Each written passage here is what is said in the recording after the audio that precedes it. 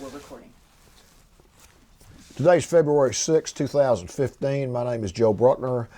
I'm a volunteer with the Atlanta History Center, and with me is Sue Verhoff, who is a senior archivist with the Atlanta History Center. And we're honored to have with us today Mr. Charles J. Crawford. Mr. Crawford is a veteran of the Vietnam War, and he's agreed to be interviewed today and tell his story of both his military career and his life in connection with the Library of Congress Veterans History Project. And we're conducting this interview at the Atlanta History Center in Atlanta, Georgia. Mr. Crawford, we really appreciate you coming in today, and we're honored to have you come in here and tell us your story. Well, you should wait until the end to decide whether you're honored or not. Okay, I always think of the Dom DeLuise line where he says, save it for the end. You know, okay, we'll reevaluate at the end. Could you give us your full name and the city in which you live? I live in Atlanta, or is now Brookhaven, since they formed the city of Brookhaven. My full name is Charles John Crawford. Charles for my mother's father. John is what they wanted to call me, but they were afraid if they named me John, people would shorten it to Jack, and they didn't like Jack. So instead it was Charles John instead of John Charles. Okay. So Charles John Crawford.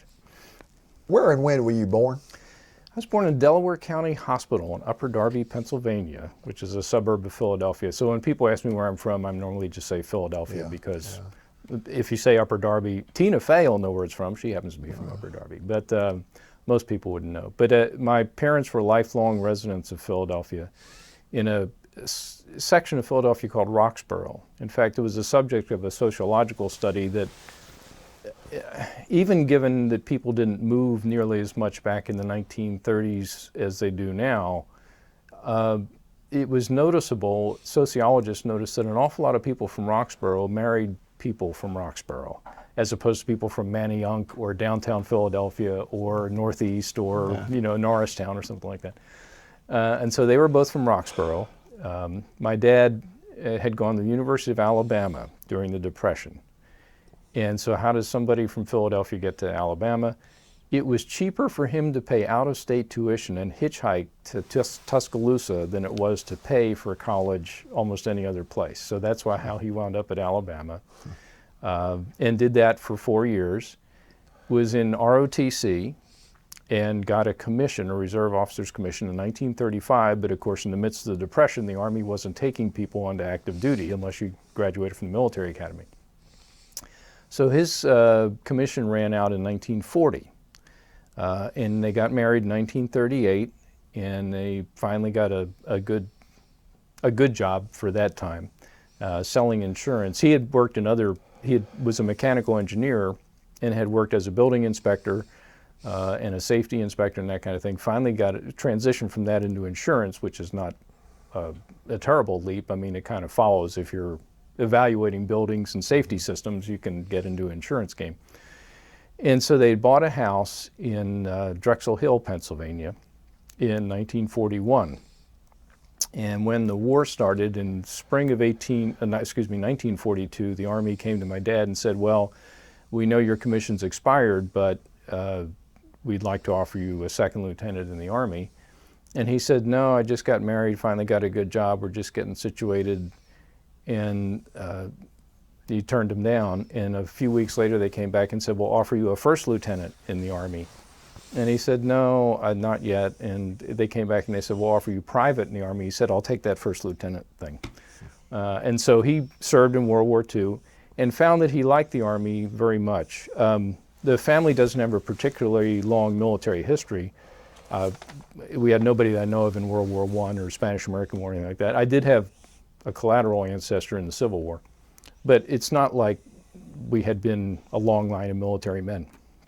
Nonetheless, Dad liked the Army. He was badly wounded in January 1945 at a place called the Hurtgen Forest, which some historians will have heard of, but many people will have not, in Germany. And of course, I was not born at that point. As long as I knew, Daddy had a limp. So, I mean, he was wounded badly enough that he was medically discharged from the Army, eventually as a lieutenant colonel in 1947. My brother was born in 1944, so I had an older brother. And then I was born in 1949, as I say, in Delaware County Hospital in Upper Darby, Pennsylvania. And we lived in what in the Philadelphia area are called row houses. We call them townhouses today, probably, in Drexel Hill. And that was,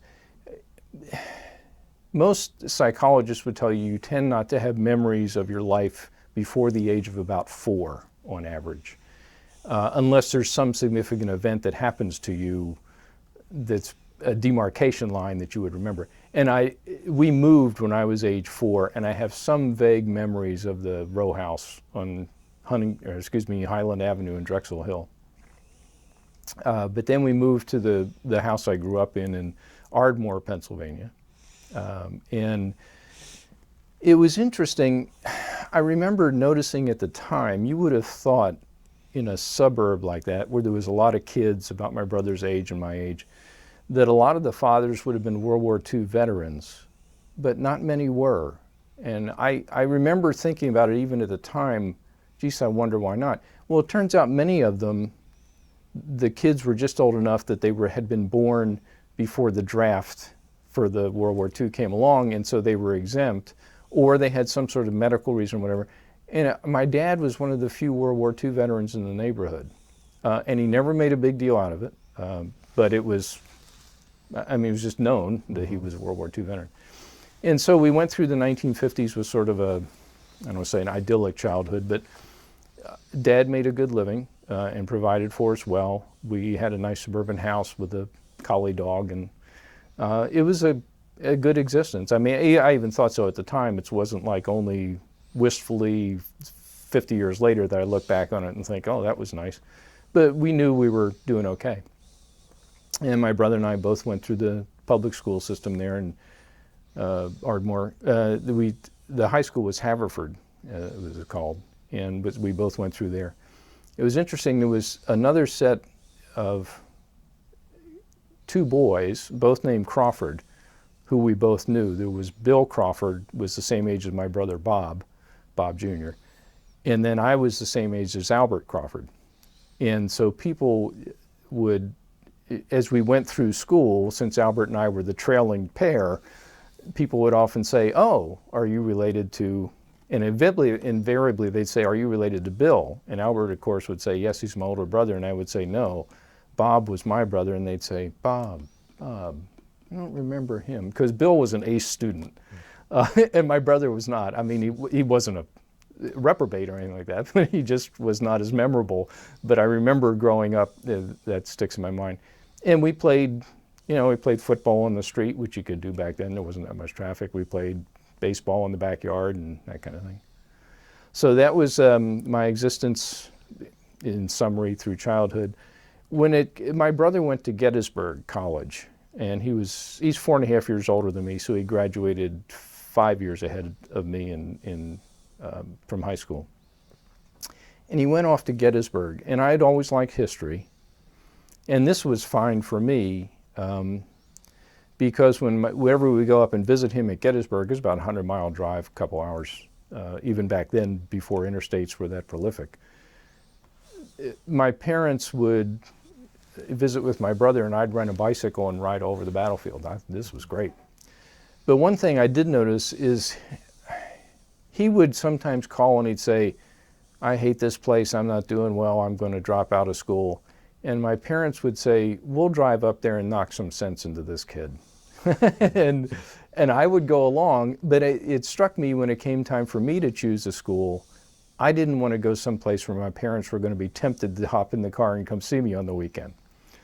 So we had looked, I was fortunate enough to do fairly well in school. We had a national merit finalist, and so I got a lot of letters from colleges soliciting me to come.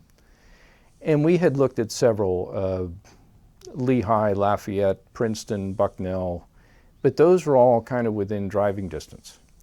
And the Naval Academy solicited me to apply there, only to tell me right at the end that my vision wasn't good enough for them. And I thought, well, you could have saved me a lot of trouble if you told me that at the beginning, as opposed to stringing me through the process. So anyway, I wound up, my brother by that time had graduated from college, and he went into the Air Force through ROTC. And he was at that point stationed at Sumter Air Force Base in South Carolina. And my parents decided that they would go visit him. And I thought, well, what I'll do is I'll fly down to Atlanta on my own. I'll visit Georgia Tech and see if that appeals to me. And then I'll fly over to Columbia and my parents will pick me up and we'll go to Sumter and visit my brother and sister-in-law. Okay, fine. So I came to Georgia Tech on my own must have been the fall of 1966. And I thought, I think I could go here, and it's like 800 miles roughly to Philadelphia from there. So I knew my parents weren't going to hop in the car on a weekend and come down. So I went to Georgia Tech, and my dad had never said, you boys must be in the service. But I wish I could summarize succinctly for you the sort of tacit assumption that both my brother and I were going to serve, and if we did, we were going to be officers. And so, as I say, my brother had already gone through ROTC at Gettysburg and been commissioned in the Air Force. And so by the time I decided to go to Georgia Tech in 1967, I would sign up for ROTC. At that point, I was a little bit miffed at the Navy for the Naval Academy thing. And my dad said, well, even though he liked the Army, he said, there's a good chance if you're in the Army, you're going to be sleeping in the mud at some point. So he said, why don't you try the Air Force like your brother does? Okay. But he wasn't adamant one way or the other. And Georgia Tech was one of the few schools, and still is one of the few schools, that has all three ROTCs, Army, Navy, and Air Force. So you could choose. In fact, up until shortly before I got there, ROTC was mandatory. But it was not by the time I got there. So I signed up for Air Force ROTC, and I went through college in Air Force ROTC. At the end of my first year, one of the PASs, Professors of Aerospace Sciences are called, ROTC instructors who are active duty officers, came to me and he said, you know, your grades are good enough that you could get a financial assistance grant. And I said, well, I don't mean to be cavalier about it, but we really don't need the money. My dad's done pretty well and he'll pay for it. And he said, it's not needs-based. He said, you can get the financial assistance grant whether you need it or not. So I thought, well, that's okay. I mean, I'm saving Dad money that way. So sure enough, I was eligible for the financial assistance grant. So I took the grant, as they term it, at the end of my freshman year. As part of that process, normally in ROTC you have your freshman and sophomore year, you're not committed. And then your junior and senior year, if you make a decision between sophomore and junior year whether you're going to sign up or not. At which point, unless there's a medical reason or some other compelling reason, it's at the Air Force's discretion whether to let you out of the contract, so to speak. Well, as a financial assistance grant recipient, not only was I committed at the end of my freshman year, but they actually enlisted me in the reserves. And remember, this is 1968 now, so the Vietnam War is going on. And the draft was, quite a cause célèbre. People were demonstrating, burning their draft cards. There had been draft riots, big demonstrations at many cities around the Pentagon, blah, blah, blah. And so my status changed from 2S, which was the student deferment, to 1D, which meant I was already in the reserve. So I wasn't going to get drafted. I was already in. But then again, I was also committed that once I graduated, I was going to get a commission and go in. So I went through ROTC, did fairly well at that. I was cadet group commander and won some awards and those kind of things. And I enjoyed it. I had a good college life.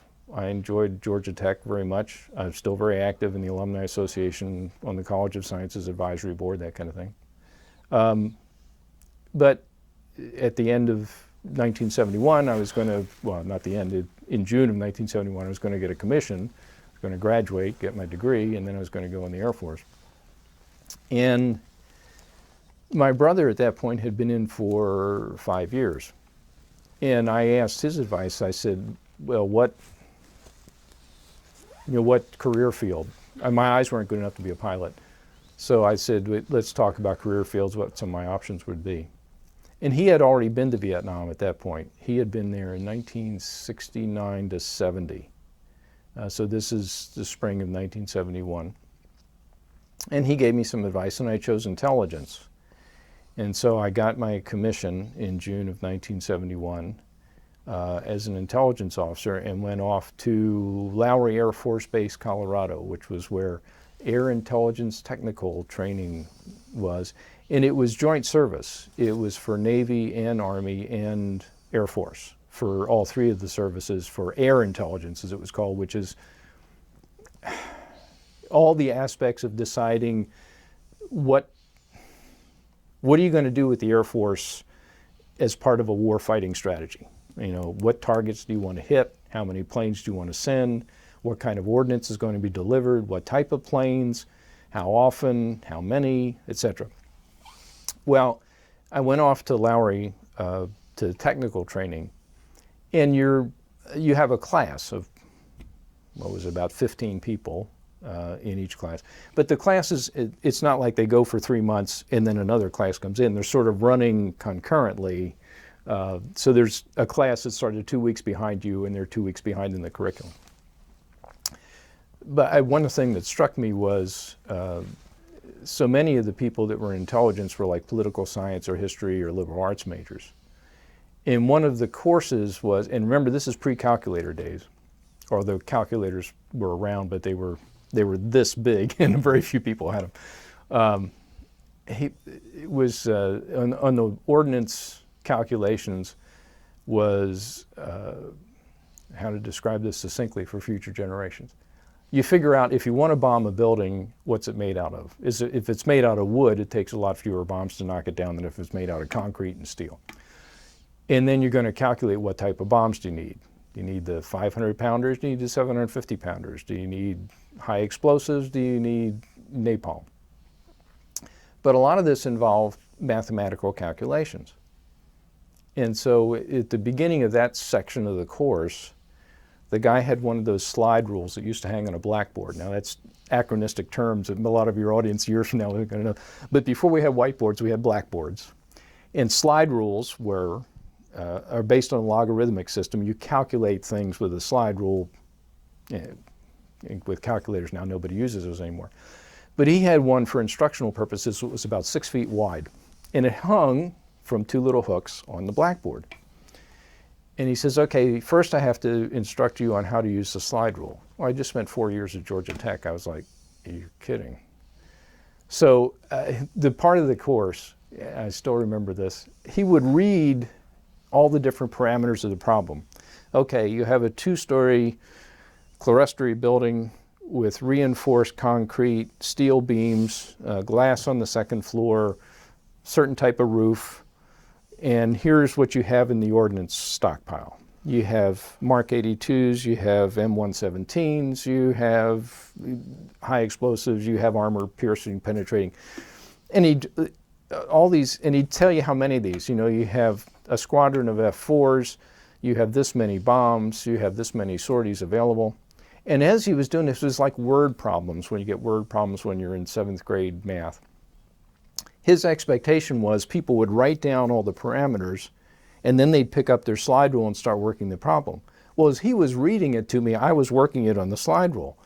And so when he got done, he said, what's the answer? I'd say 24 F4s, each carrying 4 Mark 82s. And he's like, okay. This happened about 3 times, and he came over to me and says, all right, look. He said, nobody else is learning anything because you already got the answer. I said, well, how? I said, I just spent 4 years in engineering school. Teaching me how to use the slide rule is kind of goofy. And he said, how about if you help me? He said, as I read, he says, you walk around, and if the liberal arts guy or the poli-sci guy obviously looks like he's having trouble, you know, stand right by him and help him get started. You know, don't solve the problem for him. But so that particular section of it was relatively easy for me. But I did pretty well at that. When you get near the end of the course, let's see, I started in September of 71. I was scheduled to graduate in early March of 72. And they ask you, what is your preferred assignment? Where do you want to go once you're done training? And it was fairly apparent at that point that I was going to finish fairly high in the class. And the higher you finished in the class, the more weight they gave to what your preference was. Now, if everybody asked for Hawaii, pretty obviously not everybody was going to go. But I had talked with my brother, and I said, well, what's your suggestion? He said, go to Vietnam. And I said, well, why? I mean, people were trying very desperately to get out of going to Vietnam at that point. In fact, to backtrack a bit, when the draft lottery was put in effect, and what was that, fall of '69, maybe, something like that. And I remember everybody in the fraternity house sitting around watching TV the night that the numbers were drawn for the first one. And the way it was done, if I remember correctly, I want to say they were ping pong balls, but they had two big baskets, and they would draw out a number. I may have the order backwards. They draw out a number. Let's say the number was 158. And then they turned to the other basket, and it had all the birthdays in it. And then they would draw out the birthday. I'd say, okay, February the 6th is number 159. Well, the guys that got like number 8 or number 20, they figured, oh God, we're going to get drafted. And the guys that got number 360, they weren't going to get drafted. But it was actually most of a dilemma for the people that were around like 120, 130. It was like, maybe, maybe not. What the heck do I do? Ironically enough, I was already in the reserves at that point, already committed to the Air Force. My draft number was 334. And people were like, how can we figure out to legally buy Crawford's number? But it made no difference to me, but it was an interesting process to watch. But anyway, so it came time to select an initial active duty, or not initial active duty. My initial active duty was the technical training, but to select the first assignment. So I volunteered for Vietnam. And my brother's logic was, look, if you stay in the Air Force, there's going to be selection boards, so there'll be promotion boards. And for everybody else, it's roughly your group. If it becomes a discriminator, and it often is, it's one thing can make a difference whether you get promoted or not. He said, hardly any of these other guys will have been to Vietnam, but you will. And so when it comes time to get promoted to whatever rank, they'll look and say, this guy hasn't been to Vietnam, this guy has, we'll pick this guy. Well, okay, that makes a certain amount of sense to me. So I went, I took a couple weeks leave, went back and saw Mom and Dad. And this was now the third time Mom had sent somebody off. She'd sent off my dad, she'd sent off my older brother. And so now she knows I'm going to Vietnam. And she wasn't a complete basket case, but you could tell this was like, she figured she'd done perhaps more than she needed to. Yeah. Why did you do this? And I said, well, and she understood the logic, and she agreed with it to some point, but you could just tell she was a little bit concerned. So I spent a couple weeks with Mom and Dad. They lived in Delaware at the time. They had moved from the Philadelphia area. And my dad had retired from selling insurance, and they wanted a little less hectic traffic area, and they'd moved to Harrington, Delaware. So I went and spent a couple of weeks with them. And I remember them taking me to the Baltimore airport, which is where I was going to take off from. Flew all the way across country to San Francisco, and then took the bus. You may have had the same experience. From San Francisco airport to Travis Air Force Base, which is from where all the flights to Vietnam left, or the great bulk of them. And back then, of course, planes didn't have the range to go straight through. So we took off from Travis. We flew to Anchorage and refueled. And then we flew to Tokyo and refueled. And then from there, we got to Vietnam. I don't sleep well on planes worth a hoot, never have. And so by the time, if you figure, leave the house in Delaware, drive to Baltimore, get on the plane to San Francisco, bus to Travis, Travis to Anchorage, Anchorage to Tokyo, Tokyo to Saigon, I was wiped out. I mean, I was just physically exhausted. And I remember looking around the plane and thinking, and there was some guys that were going for like their, second, third tour. And, a lot of tech sergeants, master sergeants, guys that had been around the block a lot longer than I had. And they were sleeping like babies. And with me, it wasn't anticipation as much, it was just, I can't sleep in a chair. Especially a chair that's moving, and there's noise and just people getting up and down, going to the bathroom, serving meals, all that other stuff. So when we got to Saigon, I was already just wiped out physically. And I remember when they opened the door, I mean, the airplanes kept relatively cold. I know this is inaccurate. It can't be true, but it's just my recollection of it. When they opened the door in Saigon, it felt like somebody had turned on an oven. It was like this wave of heat just rolled down the aisle of the plane. And I thought, well, I knew it was going to be hot, but this is nuts. So I got off, and like I say, I was already tired. And this is going to be out of 150-hour interview if I go through all the details, but you go through in-processing, which is I don't want to say a demeaning process, but it's, a whole bunch of people show up, and there's a staff sergeant up at the front calling out your name. Okay, you're going to this, you're going to that.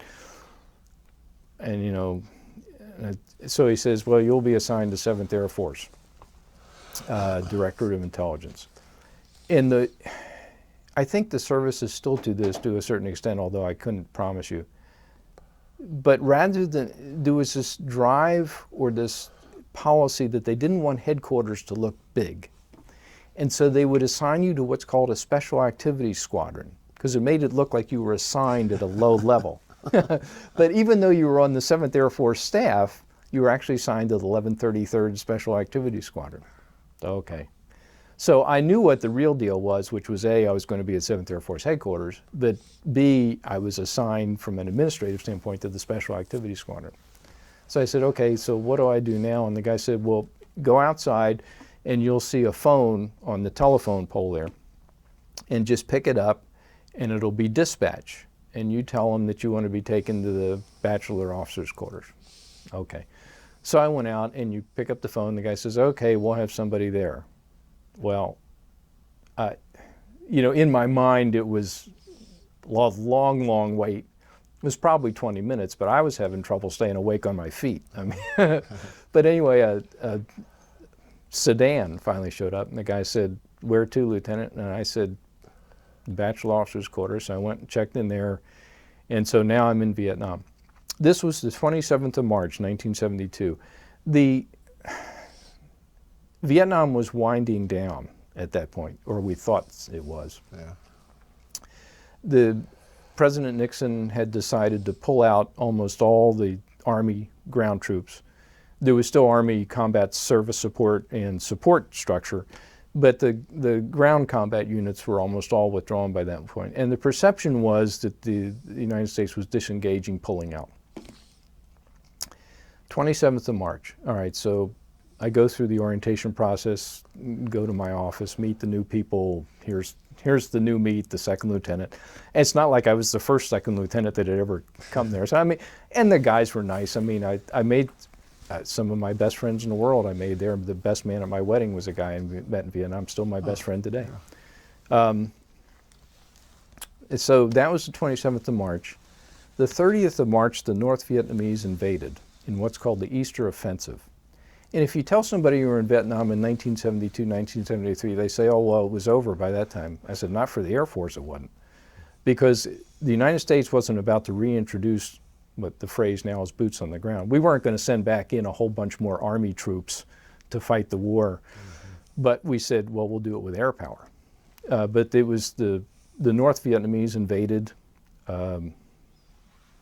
I don't remember how many divisions they sent, but unlike the Viet Cong, who were, for the most part, South Vietnamese of communist persuasion, the North Vietnamese actually sent their army south into South Vietnam. And I still remember General Lavelle was the commander of 7th Air Force, and he had been, evidently, I found this out later, had been warning for months that he thought something was up, that from the intelligence, and I was in intelligence, of watching the North Vietnamese kind of mass their troops at a certain point in the activity on what was called the Ho Chi Minh Trail through Laos and into South Vietnam. He said, and he had been running what was called protective reaction strikes. And this was, the United States at that point was not bombing the North, nor were we bombing Laos and Cambodia, at least openly. But he was permitted, as the 7th Air Force commander, to do what's sort of called armed reconnaissance. But protective reaction was, succinctly, you fly F-4s or A-7s or whatever close to the border, trying to induce the North Vietnamese to shoot at you. Once they shot at you, then you were allowed to bomb the bejesus out of them. But you couldn't do it without provocation. So that was called protective reaction strikes. And Lavelle had been doing these and kind of been running close to the edge of what the policy was and trying to warn for a long time that something was up, something was going to happen. And reading histories afterwards, General Abrams, who was the commander of Military Assistance Command Vietnam, an Army general, had said he thought that the North Vietnamese were going to attack at Tet. Well, Tet's normally late January, early February. And they didn't in 1972. And so then there was kind of the hue and cry of, oh, he's just crying wolf, you know, the North Vietnamese aren't really going to do anything. Well, they just waited until late March instead. And so it turns out Abrams was right, but he was wrong in the timing. And it turns out Lavelle was right, but he grossly underestimated the amount of force the North Vietnamese were going to throw. And I didn't witness this per se, but I heard, of course, I sort of knew what happened. Lavelle evidently said, I've been trying to tell you for months that the North Vietnamese were going to do this, so don't be blaming me now. And I guess got kind of testy about being accused of not doing enough. And they fired General Lavelle. He was only there for a few days I was only there for a few days when General Lavelle was fired. And I mentioned that specifically because in 2010, I think it was, long after General Lavelle was dead, they retroactively went back and restored his full 4-star rank and said, you know, we're sorry. It doesn't do him any good, maybe his family. But anyway, so they brought in General McNichol from the Philippines as temporary commander. But we were busy. I mean, I had like 2 days of kind of getting used to the normal number of strikes. And I do remember we had AC-130 gunships. This was a cargo plane, the C-130 still in use today. And they had they had started with AC-119s, which was another cargo ship. And they're not designed to be attack aircraft. But what they wanted was somebody that could fly and linger, which prop planes could do because they had a jet fighter, you might have them overhead for an hour, hour and a half, and then they had to go back. But a C-119 or a C-130, which is even bigger, carried more gas, you could have them on station for 4, 5, 6 hours, depending on where they came from and what they were doing. And so they had modified these cargo planes to be gunship platforms. And if you think about an aircraft shooting forward, like you see the World War I movies where the machine guns are right in front of the pilot, these cargo aircraft were modified to shoot out the side. And that way they would fly around in a bank in a circle, and then the gunners could shoot, hopefully accurately, right out the side door. And they started with machine guns, moved up to heavier weapons, 20 millimeter, 30 millimeter. They had modified a few AC-130s to shoot 105 millimeter, which is a cannon. And this was a standard Army field piece, a tube, but instead of being mounted on a wheeled carriage with the things that go in the ground to stop it from recoiling, they mounted the tube on a stainless steel chassis that would recoil. Of course, there was no wheels, but it would recoil. But I mean, this thing could throw some serious ordnance out the side. And we had lost one of those. Lost in the sense of the Vietnamese shot it down over northern Laos on the 29th of March, the day before, I hope I have the date right, but it was just the day before the big invasion started. And it's something that stuck with me because it taught me something about being an intelligence officer. We, back in those days, there was no digital displays. We had a huge map of Southeast Asia, and then we had one just of North Vietnam, we had one of South Vietnam, we had one of Laos, we had one of the three of them together. We had several different configurations of maps to try, depending on what the context was, would depict what we wanted to show. And over top of it, you had acetate, which is probably a term 10 years from now people won't know what that is, but it's clear plastic. And on that, we would put red circles for SAM sites, SAM being SA-2 in this case. Now, there was an awful lot of AAA, anti-aircraft artillery, but those, it was, I mean, you might get a circle this big. For a SAM, SA-2, you get like a 30-mile radius, because that was their essential effective range. And you would put, it was actually it didn't look like a target, but there was a radius which was the SAM's SA-2's effective range, and then there was another radius that was its maximum range. So your relative danger was depicted by the density of the circle. It was a bright red circle for the effective range, meaning the North Vietnamese have been at this long enough that they can probably get you if you're within that radius. Whereas if they get lucky, the thing's kind of running out of gas or propellant, it may not quite get to you, but you could still get hit if you're within the maximum range. And the intelligence people had been saying, and there was different ways to tell where the SA-2s were. Of course, the Vietnamese would move them around. And you could, if you got a photo of it, okay, you knew it was there. Of course, the problem then is photos were not near real time. You had to bring it back, you had to develop the film, you had to disseminate the information. And so if you had a photo of an SA-2 site at noon, it might be gone at 8 p.m. that night. But nonetheless, at least you had some sort of confirmation that's where it was at that point. But then in addition to that, you also ran off of radar intercepts, ELINT, electronic intelligence. You would listen for the radars that guided the SAM. And if you could triangulate and say there's a fan song, the guidance radar there, well, there's probably the missiles are there too. And then you could triangulate off the spoon rest and the knife rest and the bar lock and all these terms we had developed in NATO for designating Soviet radars of different function. And we had, I say we, Intel, I wasn't part of the decision at that point, I had just gotten there, had said there's a SAM site right here in northern Laos, or excuse not northern Laos, southern Laos, just west of the northern part of South Vietnam. And the operations people, there was a policy that if there was a SAM site, you couldn't fly one of these expensive and unique AC-130 gunships within the envelope of a SAM's effective range.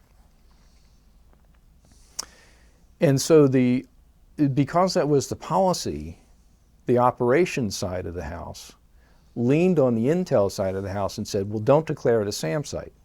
And we said, well, why not? We think it's there. They said, well, do you have a photo? No, we have this other kind of evidence. We have radar, we have communications, all the different options that are available to intelligence at that point. And of course, you know, you're looking a lot of times through triple canopies, it's called, it's all jungle. So unless you happen to see it out in the open, you can't prove it. And they said, well, you have no proof it's there. Well, no, we don't have proof, but we're trying to save your life, for God's sake. We think it's there. And they said, yeah, but if you put it there, then we can't fly the gunship there. And we said, well, sure you can. And they said, no, the policy is we can't.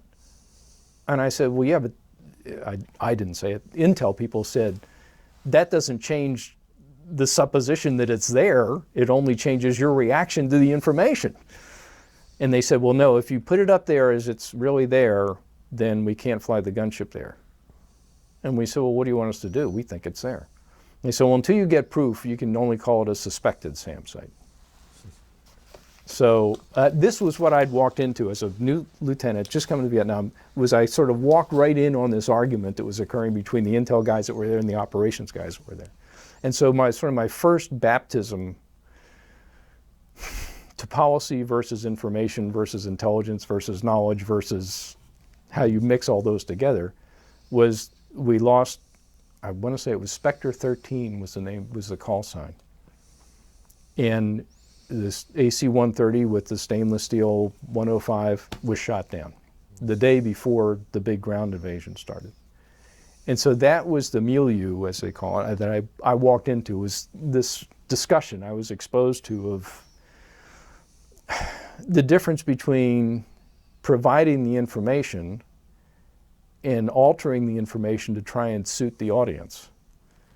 And the intel people, when I got there, were just livid because they said, we could have, we told you. And I would use the same language they did, but this is going to be permanent. So we told you, you blankety blankety blank, that the blankety blank SAM site was there. And not only did we lose the aircraft, I want to say they had a crew of 11 or 12.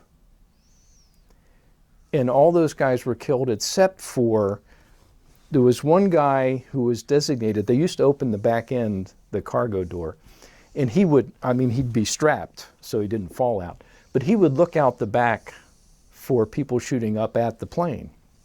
He was actually blown out of the plane and survived, but all the rest of them died. And so that was, and then the next day, all hell broke loose. The North Vietnamese actually invaded across the DMZ into MR2, into MR3, MR being military region. And you can go look this up in the history books. They headed for the Central Highlands, Pleiku, Kon Tum. They headed down the Mekong Valley into MR3, which was getting close to Saigon, and that got everybody excited and nervous. And they crossed right across the DMZ into Quang Tri province, MR1. And they actually took Quang Tri, and I think they took Hue. And they committed a considerable number of atrocities, killed school teachers, and we later found photos of the bodies and found the dead bodies and that kind of stuff. So it was war again on a grand scale. But the United States wasn't about to send ground troops back in, so it was all going to be Air Force. Well, I mentioned of my Air Intelligence Officer training class, I was the only one from my particular class that had volunteered to go to Vietnam and was selected to go to Vietnam. Within 6 months, 9 of the 13 of us were in theater because the Air Force started throwing every asset they had back into Southeast Asia to try and stop the North Vietnamese because we weren't going to do it with the Army. Well, we put lots and lots of planes into Thailand. Didn't put many into Vietnam, in part because I think we were afraid the air bases would be overrun. Because we had used Phuket, we had used Da Nang. With the rate the North Vietnamese were advancing, we didn't want to put, a squadron worth of F-4s into Da Nang again. And so most of them were put into Thailand, and then the B-52s, long-range aircraft, were sent to Andersen in Guam and to Utapao in Thailand. And then the Navy had cut back on the number of aircraft carriers they had out in the Gulf of Tonkin. Well, instead of having one on what was called Yankee Station, the northernmost station, they had a Yankee Station and a Dixie Station, it was called. All of a sudden, there's 4 Navy carriers running around. Hancock, Oriskany, Coral Sea, Saratoga, Independence, Roosevelt, they were all rotating in and out of there. And so I got a real indoctrination real fast, and I wish I could remember today. It got to the point where with Operational Reports 3 and Operational Reports 4, we called them OPREP 3, OPREP 4, this was where at the end of the day the aircraft units, whether Air Force or Navy, would send in to to 7th Air Force among others, as well as 13th Air Force, as well as the Navy, ComNav Air Pack. Everybody was getting back to Washington as well. They would get the OPREP 3s and OPREP 4s saying, okay, this is how many sorties we launched, this is where they flew, this is what they did, this is the visual BDA, bomb damage assessment. This is a pilot saying, yeah, I really nailed that railroad yard. Well, if a guy's flying at 350 miles an hour, you can pardon him for not knowing exactly how much damage he did. Plus, he's also more concentrating on what are they shooting at me? Oh, it looks like I got it. Let's get the heck out of here. But I don't want to demean pilots by any means because I have sympathy for what their predicament was. But the visual BDA was not useless, but it was invariably inaccurate. And so we would go to a lot of trouble to try and take photos as well so that we had a confirmation. So it was very intense. We had many, many aircraft strikes trying to stop the North Vietnamese.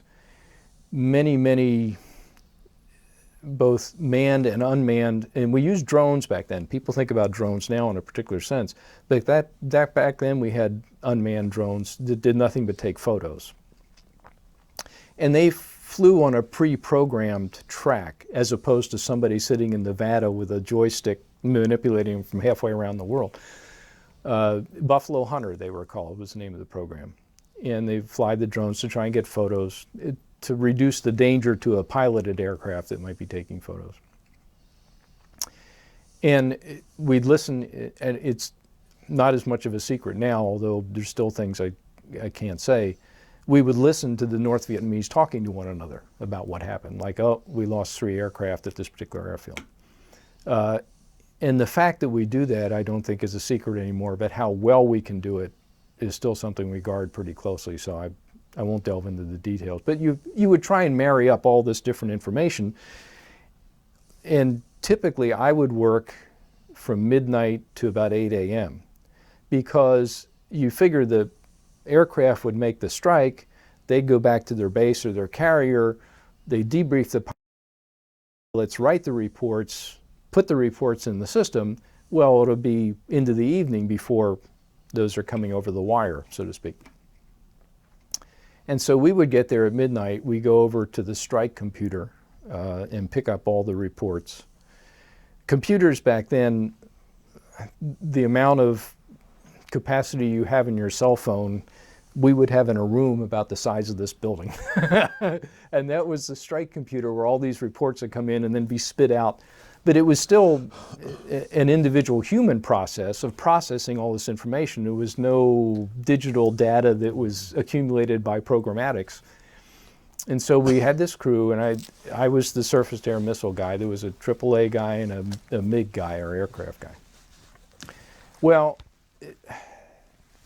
we would come in, we would analyze this information all night, and then in the morning, 7:30, depending on the preference, the generals would come in and we'd try and tell them what had happened the previous day. Now, they already had an inkling, of how much effort had been laid on because they had, planned it. But then we would say, yes, we destroyed this airfield, we didn't destroy that airfield, we shot down a MiG, we lost an F-4, etc. And very quickly, too, even though I was at 7th Air Force, we were talking about naval air operations. And so I say I quickly overcame. It gives me too much credit. I never thought of inter-service rivalry. I mean, we were all trying to get this done. I never thought of Navy aircraft as being any more or less valuable than Air Force aircraft. I never thought of the Navy as being the enemy. In fact, we had a naval liaison officer on the 7th Air Force staff. And so, I mean, it was an Air Force organization that I was in, but it was quite apparent to me, and I think that's another thing about being in a war kind of first off, is you very quickly lose that inter-service rivalry, competing for resources, what would you call it, philosophy that seems to be at the detriment even today of so much of how the United States operates. So this was quite, what would you call it, intense, I suppose. We'd work at the night, overnight, we'd make this presentation in the morning, and we'd have what's called a stand-up, where somebody would stand up. Typically, it would lead off with the weather officer. He'd say, here's what the predicted weather is for today. And Vietnam has a certain sameness to it, except that the monsoon season, which so many people have heard about, varies depending on which side of the mountains you're on. And so if we were operating from Thailand over Laos and into North Vietnam, you'd have a different monsoon experience than you would if you're on the coast of South Vietnam. So the weather officer would say, yeah, it'll be wet here, not wet there. Sunny.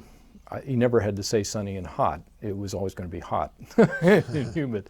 But then after that, the operations guy would stand up and say, here's what we have planned for today. And then the intel guy, no, that's backwards. It would be weather and then intel, then ops. Because we'd say, here's essentially what happened yesterday. Supposedly public speaking or fear of public speaking is a quite common thing. I was never plagued with that particular fear. And even though I was a second lieutenant, I didn't feel intimidated. I was respectful, but talking to generals didn't bother me. Talking to colonels didn't bother me. I mean, it was still quite obvious that they were superior officers, and I always said, sir, but I never got nervous about it. And there were guys that did, that were otherwise perfectly brave, and yet they couldn't stand up in a room full of officers and talk to them. And other people told me this, so it's not a conclusion I came to entirely on my own. I had a bluntness about me, a respectful bluntness. There was this philosophy, or what would you call it? Certain officers had been inured with the idea that you never responded to a question by saying you didn't know. You'd always say, I'll get you the answer. And I thought, well, that's goofy. This guy's time is valuable. If you don't know, just tell him you don't know. He knows you're going to try and get him the answer. I mean, what the heck? That's the way the system works. So why pussyfoot around? And I got feedback fairly early on that the generals and colonels thought this was very refreshing, because they were used to people that were either trying to tell them what they thought they wanted to hear, or would say, we'll look that up for you, sir. I'll have it for you in a few minutes. Well, I don't know if it was going to be a few minutes or not. I didn't have any idea what the answer was. Maybe we weren't going to know anyway. So I'd just say, I don't know, sir. And that kind of sort of, what would you call it, refreshing openness or bluntness, they seemed to like it. And so I started doing more and more and more of the briefings, to the point where instead of having one guy talk about anti-aircraft artillery and one guy talk about surface-to-air missiles and one guy talk about aircraft, they just had me do the whole thing. And then Mike Gibson to do the ground war, what was happening on the ground, how far the North Vietnamese gotten, what were the South Vietnamese doing. Mike was the best man at my wedding, so I got to know Mike very well. Walt Lynch would talk about targeting. Had Walt Lynch stay at my house a couple of months ago, so friendships that last a long time.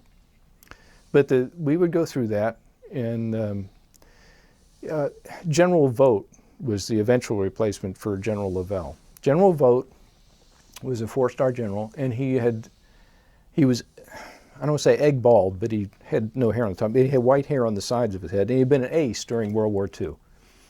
And he had the brightest blue eyes, and just had the kind of look that if you could tell if you were either boring him or he thought you weren't leveling with him. He just had the kind of eyes that you've heard that expression, look right through you. That's the way General Vogt could look. I always got along great with him. It was funny, the operations, head of operations for 7th Air Force for a time was Carlos M. Talbot Jr., a major general. And I didn't have a connection with General Talbot, except we discovered, because I asked him, one of my predecessors as a cadet group commander at Georgia Tech had been Carlos M. Talbot III, and I thought, what are the chances that Carlos M. Talbot Jr. isn't the father of Carlos M. Talbot III? And so I mentioned to General Talbot, in the sort of hubbub before the actual briefing started, they'd come in not all at once. And I mentioned to him that I'd gone to Georgia Tech and did, was Carlos M. Talbot III your son? He said, yeah. So he and I had something to talk about in those off minutes before the formal part started. General Jumper was the head of Intel at the time, and we all loved General Jumper. Jimmy J. Jumper, that was his name, and you just wonder about going through life with a name like Jimmy J. Jumper, how much crap he took as a kid. But he was an excellent man. By the time I met him, he was probably 50 years old, and he was just a great guy. He's a tall Texan, always looked like $1 million, a very handsome man. In fact, his son wound up being Chief of Staff of the Air Force many years later. But we all liked General Jumper, and he was, as happens, you don't all get reassigned on the same schedule. Well, General Jumper was reassigned. He was replaced by General Hudson, Eugene L. Hudson, who was another major general, and he had been a bomber pilot. And I grew to like General Hudson very much, but when he first came in, of course, he wasn't General Jumper. And that happens in military organizations quite a bit, that you get somebody that's relatively beloved is replaced by somebody that's not quite as easy to warm up to. Well, I wound up getting close to General Hudson, and we got along fine, but at the start it was a little different. And of course, there was turnover at other levels. The general vote, I always got along very well with him, fortunately. And I think he appreciated the candor. So we got there in March, and we started working our way up the peninsula. President Nixon, I think it went up as high as him, but certainly up at the SecDef level, began authorizing us, instead of just trying to, with air-to-ground operations, stop the North Vietnamese from making progress across South Vietnam, they authorized us to start bombing the North again, which we hadn't done since about 1967, 68, I guess. And this is the spring of 1972. And I remember we first went, I want to say it was Dong Hoi was the most farthest south city in North Vietnam. We started with that.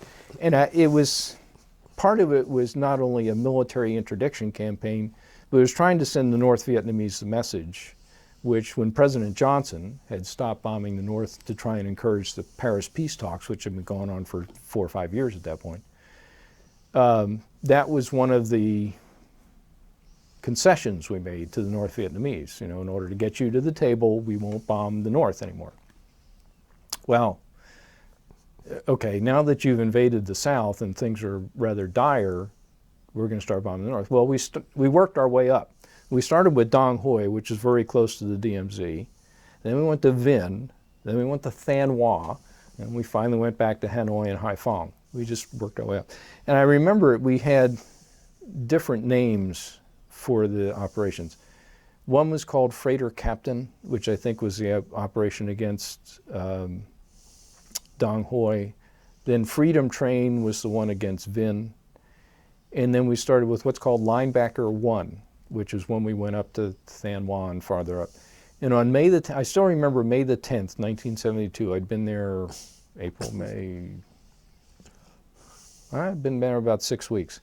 We did a big operation and went up into Haiphong Harbor. I think that's the day we started mining the harbor again. That was the day when we got our first ace in Vietnam. Now, people had come close to shooting down 5 aircraft in Vietnam, and there was people that were aces in Vietnam, like Robin Olds. He had shot down planes in Korea, and so he got a few in Vietnam, and he became an ace that way. But the first guy that had shot down all 5 aircraft in Vietnam was May the 10th, 1972, and it was Randall Cunningham. It was a Navy lieutenant commander, and he shot down 3 MiGs. He already had 2 to his credit. He shot down 3 at one day and wound up, I think, in the harbor at Haiphong because his aircraft was shot down as well. But we plucked him, I say we, I didn't do it, but the U.S. plucked him out of the water, Haiphong Harbor. And 3 confirmed kills, so now he becomes the first ace. And the Navy was just pleased as punch that it happened to be a naval aviator. Well, I remember that specifically because A, it was a very intense day. We had an awful lot of reports to go through and an awful lot of stuff had happened. But not only that, but about a week or so later, he was in the officers club at Saigon and they introduced him, big cheers and all that stuff. And this is the same Randall Cunningham who later on is a Congressman, Duke Cunningham, remember, was drummed out of Congress a few years ago for taking bribes. But nonetheless, I remember Randall Cunningham. Didn't know him. I only met him that one time at the club. But I remember that day because an awful lot of stuff happened on May the 10th. And so Linebacker 1 started, and we started bombing the North on a rather continuous basis. So we were very busy. In August of 72, I'm not sure who made the decision, but they decided that in order to try and phase down the physical footprint we had in South Vietnam, they were going to close 7th Air Force headquarters and move all the people across the base to Military Assistance Command Vietnam headquarters, which existed separately.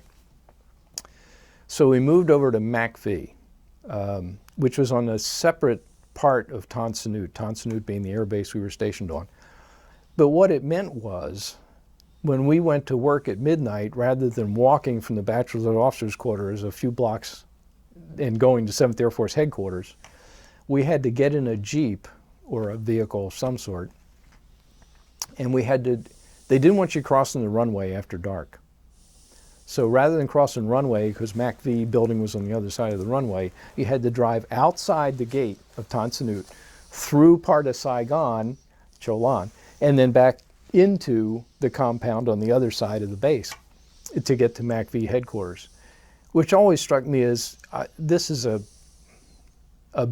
some sort of attack waiting to happen, because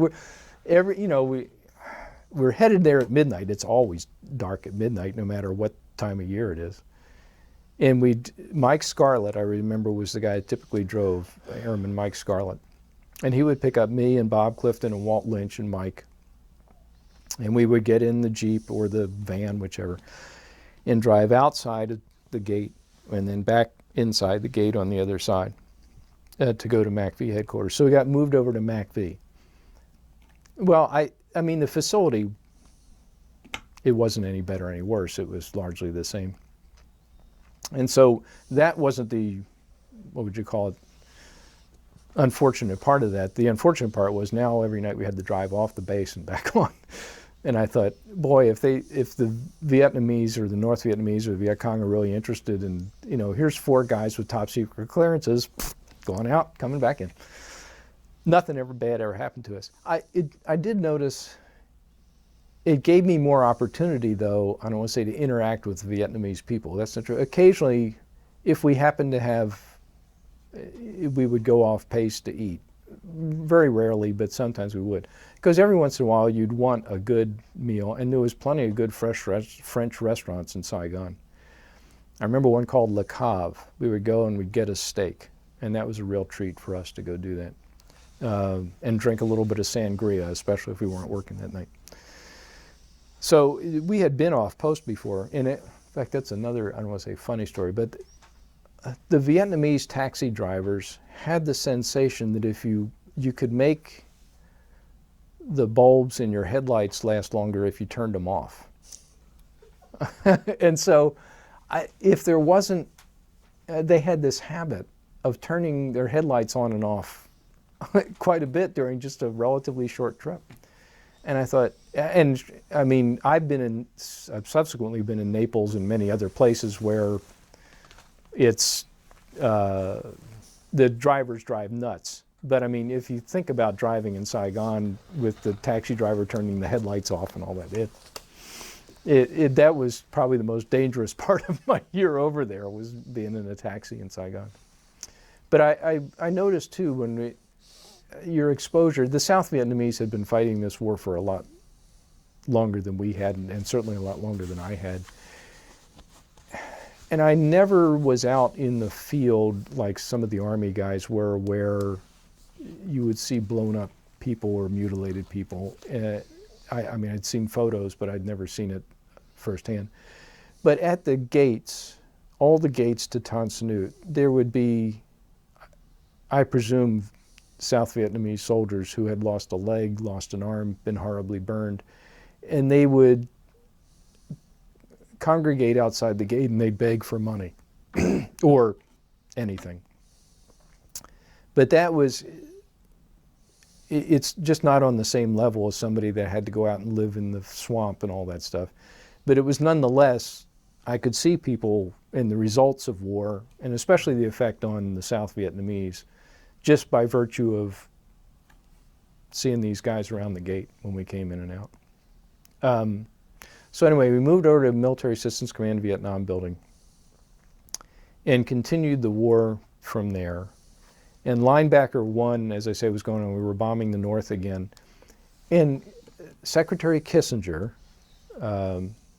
was negotiating with the North Vietnamese in Paris. It was actually the 4-party negotiation. It was the South Vietnamese and us, the North Vietnamese and Viet Cong were all 4.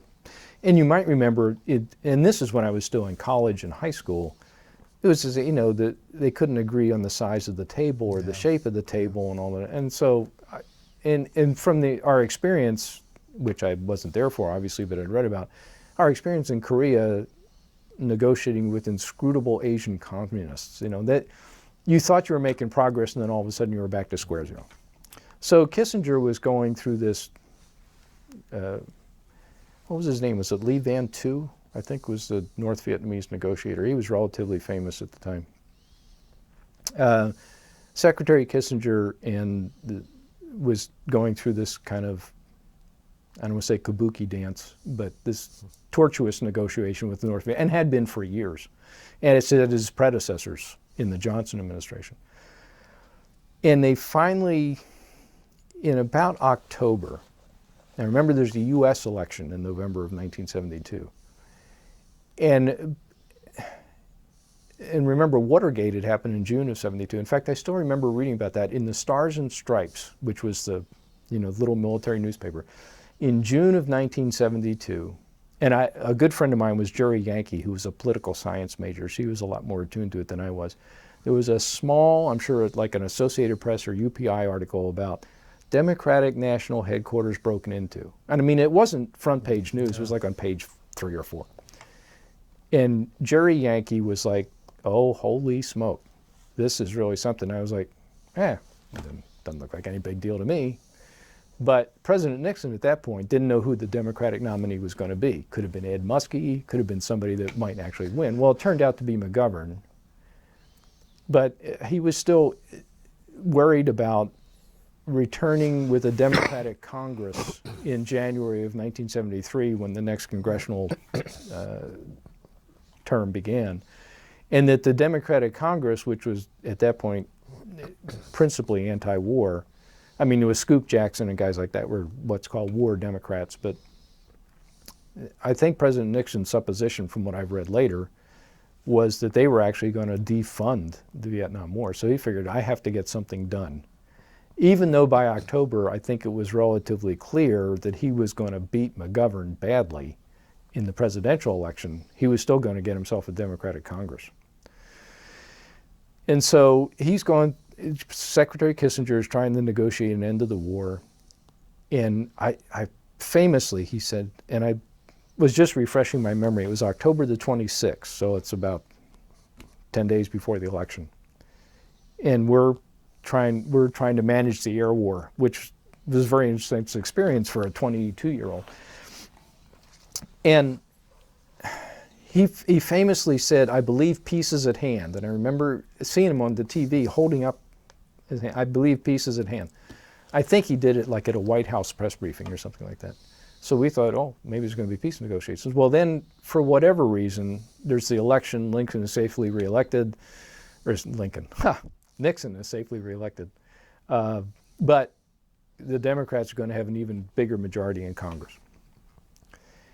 And so when he said peace is at hand, we thought, oh, cool, maybe we'll be done with all this and we can go home. Well, then for whatever reason, the negotiations stalled again, and President Nixon, who knows what he really said, but my supposition is he basically said, this is nuts. I'm going to be done with this, and we're not going to be persisting this anymore. I've had enough, who knows if we use the word pussyfooting from the North Vietnamese. And so not only did we start bombing again, we bombed like we'd never bombed before, and that was called Linebacker 2. And not only did we send F-111s and F-4s and A-7s and A-6s to the north, we sent B-52s up, not only to Thanh Hoa, we sent them to Hanoi and Haiphong. And I still remember J.C. Brazel was the sergeant in the communications center, and we were working, this was mid-December by this point, and he came in and he said to me, he said, Lieutenant, he said, this is close hold, he said, but you guys need to know this. J.C. was a master sergeant at that point, I think. And he showed me the op order for sending about 50 B-52s over the north. I said, oh, holy moly. And we knew we were going to have a busy night. And so sure enough, they did. And it was, to some degree, it was run out of Omaha, out of Strategic Air Command. And they had the B-52s coming in, all at the same altitude, basically on the same heading. And then for ECM, electronic countermeasures, they had them all turning and basically showing the biggest profile you could to an enemy operator. And it also, what that did is it pointed all the electronic countermeasures past where they should have gone. And so I think I want to say we lost 3 B-52s the first night, which they thought was not bad. And the second night we probably lost none, but then like the third night we lost, I think, 8 or 9. And they're like, oh, holy moly, what's the matter? Well, the matter was they were letting it being run out of Strategic Air Command, and these guys had a different idea about what strategic bombing was than we did at the tactical level. They've been thinking about the Soviet Union for the last 40 years. We're thinking about how do we make these, put bombs on target, but at least get these guys out alive. Well, then things changed a bit. They changed the tactics. They came in at different altitudes. They came in at different separations. They didn't have them make a turn. They had them fly on straight through. So things got better. But the North Vietnamese were throwing up surface-to-air missiles. And that doesn't mean the other tactical aircraft weren't still flying. But the B-52s were, really just bombing the bejesus out of the North Vietnamese every night. And I don't remember how many B-52s we lost altogether. Probably 15, something like that. But we noticed over the course, as it persisted over 10 days, 12 days, the number of surface-to-air missiles being shot was enormous the first 7 to 8 days, but then it started tapering off.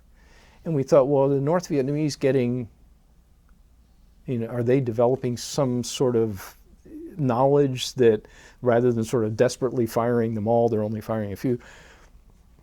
I didn't know it at the time, but the CIA subsequently determined that they were running out of missiles. They'd fired almost all the ones they had, and they couldn't get more from the Chinese or the Russians because we had the harbors mined, so the Russians couldn't send in the ships, and they couldn't get them from the Chinese because we'd broken all the railroads from China. So for whatever reason, there was a lot fewer surface-to-air missiles. And then after, we took a 36-hour break for Christmas, but then started back in. And I want to say it was early January, they finally signed a peace accord in Paris to take effect, I think, on the 28th of January, something like that. So we're like, well, okay, the amount of work we have to do has gone way downhill because we're not bombing the crap out of the North anymore. So there's not nearly as many op reps every night. There's not nearly as many sorties going on. And so we had a little more time. We spent a little more time at the pool during the day and just kind of catching up on stuff.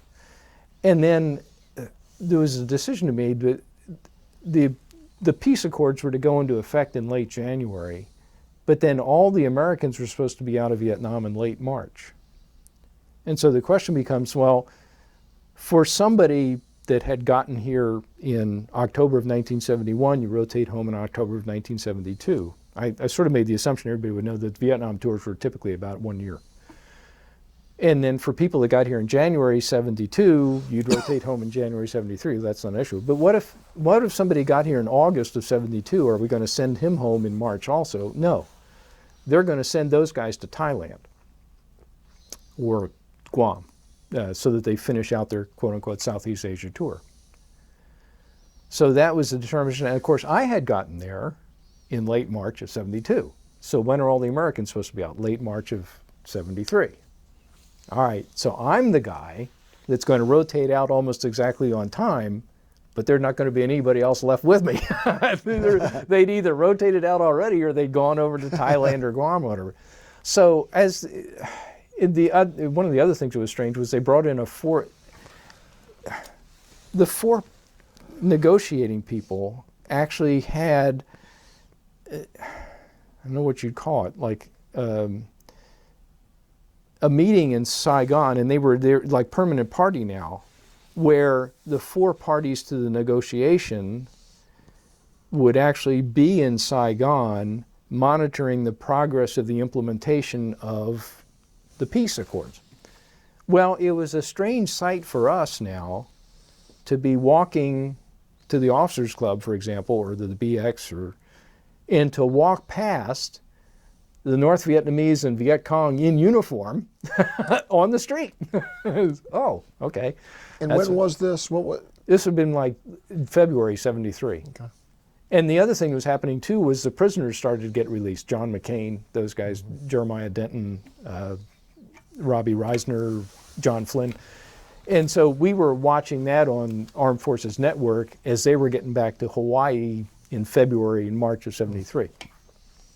So we were I don't want to say we were out of work. We were not managing air operations anymore. But we were winding down. Well, I was winding down. As people left, it was unusual for a second lieutenant to get authorization to have a vehicle. Well, everybody's leaving. So as it's more and more of them are leaving, they're all turning to me and say, here's the key to the sedan, here's the key to the Jeep, here's the key to the 2.5-ton truck, here's the key to the oil tanker. And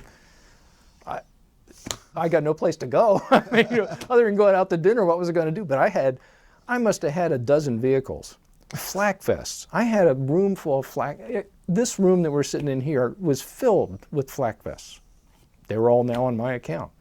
Helmets, web gear, boots, tons of stuff.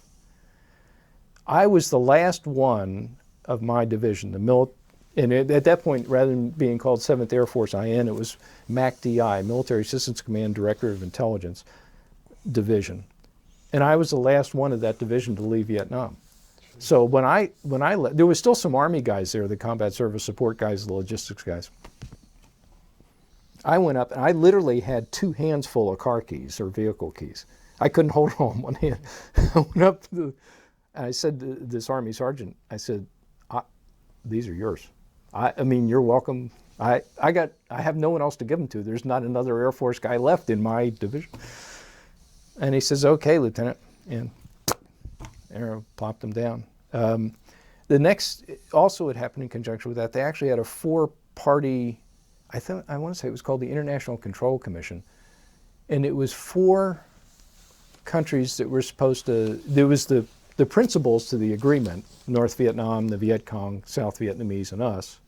And then there was this 4-party International Control Commission, I think it was called. And it was supposed to be 2 sort of Western countries and 2 Eastern countries. My recollection, I hope I'm right about this, it was the Poles and the Hungarians from the Warsaw Pact, and it was the Canadians and the Indonesians from the West. And so they started moving in as well. So I was seeing Polish guys and Hungarian guys and Canadians and Indonesians. And there was, when you out-process, and Joe, you may remember, I don't know if you went through the same process, the great concern for so much of the Vietnam War is that you would smuggle back drugs or contraband when you left the country. And so there used to be a process by which you left your bachelor's officer's quarter and you spent the night or 2 before you left at a place called Camp Evans, which was a secure facility inside the base. And it was more closely monitored so that you couldn't go in or out, or somebody could give you drugs to smuggle out of Vietnam. By the time I left, there was nobody to check in with. I mean, there was no place to go to transition. And I remember I didn't go through Camp Evans. I just, I got a piece of paper that said, get on this 747. I remember it was a Pan Am 747 at Saigon Airport. Didn't even leave through the military side of the terminal, left through the passenger side of the terminal. And I had a duffel bag and a suitcase. I had shipped a little bit of material, because you were allowed to ship stuff out too. I had shipped some things off, but basically most of what I had, I mean, in Vietnam, it's not like you have an awful lot of stuff. Mm-hmm. So I had the duffel bag and the suitcase. I could have smuggled out gold, drugs. I could have smuggled out whatever I wanted. Yeah. Not that I wanted to anyway. But there was, I remember it was a South Vietnamese customs agent. Here I am in the uniform, I'm about to get on the plane, and what he was supposed to do is inspect your bags and put the chalk mark. He just looked at, if somebody would, the whole point of the agreement is have all the Americans out by March the 28th, I think, 1973. And this was like March the 10th, maybe? I don't know. It was getting close to the end. They needed to get the Americans out of there. And so here comes the second lieutenant, and I got the suitcase and the duffel bag, and he just takes the chalk mark, goes, pew, pew, pew, pew. Didn't bother to look. Have a nice trip, Lieutenant. There you go. Sometimes I regret taking my .45 caliber automatic with me, because I can't say I fell in love with the weapon, but it would have been nice just to have something like that as a souvenir. And we talked before we started the interview. I'm a keeper. I still have my officer's open mess card. I still have my Geneva Convention card. I have what's called the installation ID card, which was not only did you have to have your regular military ID card, but this was to allow you to get on certain installations. I mean, if you were stationed at Cholan or Tan Son Nhut or Dong Ha or something like that, you weren't, you would be allowed onto another installation only at the invitation of the commander. So I saved all those, my military driver's license, my top secret courier card, which I always thought was of dubious value, because if I'm ever caught, they know, oh, well, he's a top secret courier. And that sort of brings up another story to retrogress a bit. The General Vogt, who I said I got along with famously, when Quang Tri, this would be back in the spring or early summer, he said, you know, we're getting too much battle damage to aircraft and too many people getting shot down because they're flying too close to the anti-aircraft stuff. Well, of course, the closer to the ground you get, the smaller weapon can hit you. I mean, a rifle can hit you if you're within 100 feet. Now, he's got to be a good shot or a lucky shot. But then as you get higher up, it takes an increasingly larger weapon to hit, you know, 20 millimeter, 37 millimeter, 57 millimeter surface-to-air missiles. And he says, those guys are flying too low. And somebody said, well, that's probably because they want to be more accurate. And he says, yeah, but somebody needs to go up there and tell them, you know, about the threat. Me. Well, I'm going to go up there and talk to these pilots, some of whom are in their second or third tours. Here's the second lieutenant from Intel, of all things, that's going to tell them, quit getting shot up, you know, as if they didn't have an incentive not to get shot up. But what seemed the top secret card made me think of that. So I go up to Da Nang, from which we were still running sorties because it was the recovery base. If you got shot up and couldn't get back to the carrier or get back to Thailand, you went to Da Nang, because it had a exceptionally long runway. And so if you were having trouble with brakes or you were shot up and you were concerned about whether you'd be able to stop in time, I mean, a guy, if he's landing on a carrier deck, you know, the resting gear's got a hook and he's stopping in 100 yards, if that much. So if there's battle damage and you're concerned and you don't know if you're leaking fuel, you go to Da Nang, because it had a repair facility and it had like a 10,000 foot runway. So the presumption being that even if your brakes weren't working very well, you'd roll to a stop before you'd run off. So I go up to Da Nang and I'm supposed to talk to these guys about don't get shot up. And it went okay, because fortunately I didn't have the hubris of thinking that I really knew what I was talking about. I tried to say to them, look, here's the concern that the boss is having. He sent me up here to talk to you. I know it's kind of goofy, but here, let me show you some photos that we've got. And so I kind of entertained them by showing them some photos they hadn't seen before of places and AAA facilities and that kind of stuff. But what made me think of that was, on the way back, I'm sitting in the terminal at Da Nang to fly back to Saigon. And a Navy lieutenant comes up to me, and he has I say it's a duffel bag. It was a reinforced canvas bag with a rubber bottom. And it was bright yellow, and it had some black striping on it.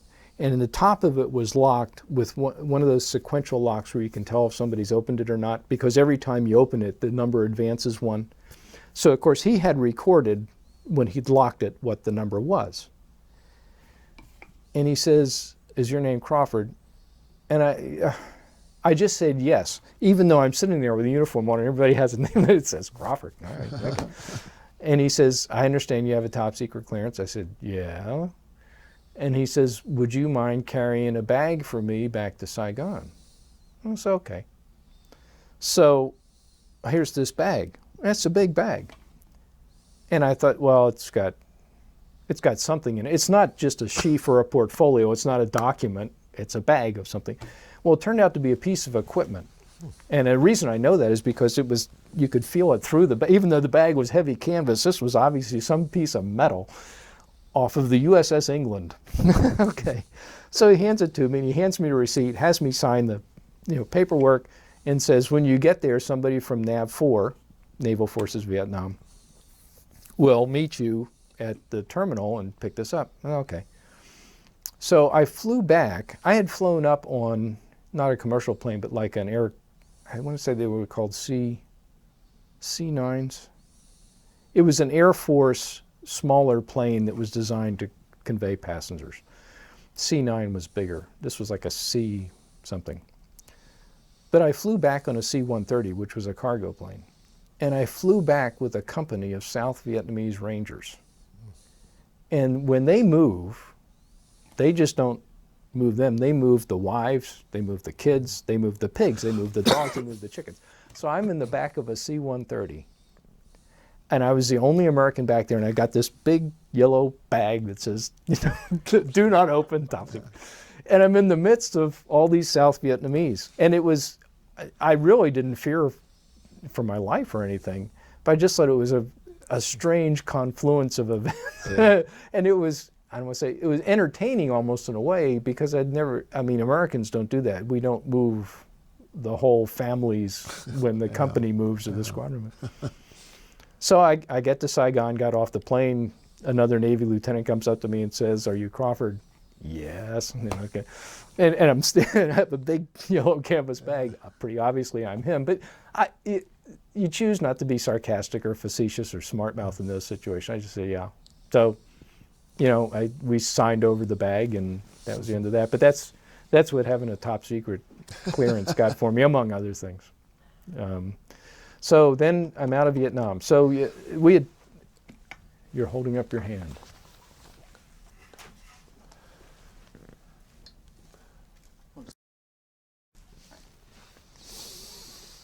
Joe had asked before the interview started about what was my reception when I got back. Well, that leads to another story. As with any military assignment, I say any military assignment, if you're going to continue in the military, they ask you a few months before you're scheduled to be finished that assignment, where would you like to go next? So I had this scientific background, and I thought, well, I'll go to Air Force Foreign Technology Division at Wright-Patterson, Dayton Air Force Base, Wright-Patterson Air Force Base, Ohio in Dayton, because it's still intel, but it's exploitation and analysis of enemy technology, which I thought, well, I got a scientific background, and now I've had a year under my belt of war. That'll be what's next. And so I had actually gotten orders for that. But then, and chronologically this is incorrect, but I want to say it was October or so, the Commander-in-Chief Pacific position had turned over. Now, the Commander-in-Chief Pacific was ostensibly in charge of all the Pacific, including Vietnam. But of course, a lot of Vietnam was being run directly out of Washington, D.C., in fact, out of the White House to some degree. But you might remember Admiral McCain was the Commander-in-Chief Pacific when I got there. And his son, John, of course, was in a North Vietnamese prison. And Admiral McCain was replaced on schedule. He had spent his 4 years as CINCPAC, as it's called, Commander-in-Chief Pacific. And he was replaced by Admiral Noel A.M. Geiler. Admiral Geiler had been Director of National Security Agency, promoted to 4 stars, and then succeeded Admiral McCain as Commander-in-Chief Pacific. A sidebar, with the Watergate investigation, or the Watergate era, Admiral Geiler, in charge of National Security Agency, which a lot of people heard about now from Edward Snowden and all the things that have happened since, was part of the Intelligence Council that President Nixon had addressed about bugging people who were anti-Vietnam War people and suspected communists and undermining the United States and all that stuff. And included in this council was Admiral Geiler. And I didn't know this at the time, I found it out later. It was Admiral Geiler, General Bennett, who was head of DIA, head of the FBI, who might have been Bill Colby at that point. And I guess everybody had agreed that this was a permissible thing to do, to open people's mail and bug them and all that stuff in this council. And of all people, J. Edgar Hoover was the one who said, no, that's unconstitutional, we can't do it. But I mentioned that because Admiral Geiler, who I got to know quite well, he came over in his initial visit as CINCPAC, I want to say October, November of 1972, while I was still in Vietnam, and by that time I was fairly well established as the air defense briefer. And so God bless my boss, Norm Wood, who later became a lieutenant general, was a major at the time. He said, well, we're not going to bring in higher ranking people just because it's an admiral. We're going to use the same guys that we always use when we show them what a daily briefing's like. So sure enough, I was briefed Admiral Guyler along with General Vogt and the rest of the senior officers. And Admiral Guyler had brought with him his new J2, the guy who was going to be head of intel for Pacific Command. And that was, at that point, Brigadier General Eugene F. Tye, Jr. And I became very close to General Tye, which is a story for a later time. But General Tye came, as long with General Spanger, who was the J3, et cetera, and several other officers from the new Pacific Command staff. And unbeknownst to me, during a restroom break, Norm Wood, my boss, Major Norm Wood, and Brigadier General Tye were side by side at the urinal.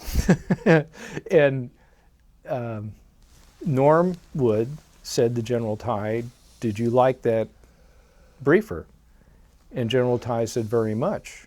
And Norm Wood said, "Well, he'll need a job when we're done here in Vietnam, and he should rotate around March or so. Would you like to have him?"